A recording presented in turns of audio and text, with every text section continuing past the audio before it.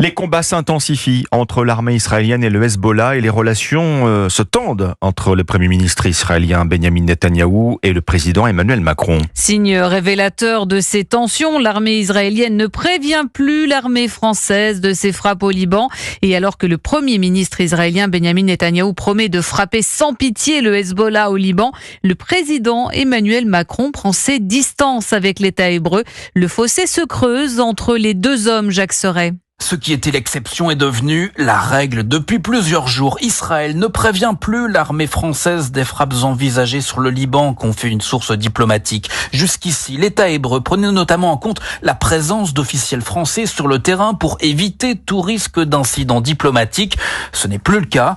Le signe d'une dégradation accélérée des relations, analyse un diplomate. Et les ressentirs d'Israël sur les positions de la finule au Liban n'ont rien arrangé. Emmanuel Macron a réitéré son appel à cesser les exportations d'armes, des déclarations qui continuent d'agacer le Premier ministre israélien. Mais Paris ne compte pas dévier de cette ligne, quitte éventuellement à aller encore plus loin.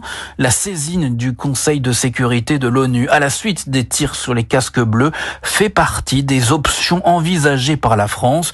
Un pas qui n'a pas encore été franchi, mais qui marquerait une nouvelle étape de la distanciation entre Paris et Tel Aviv.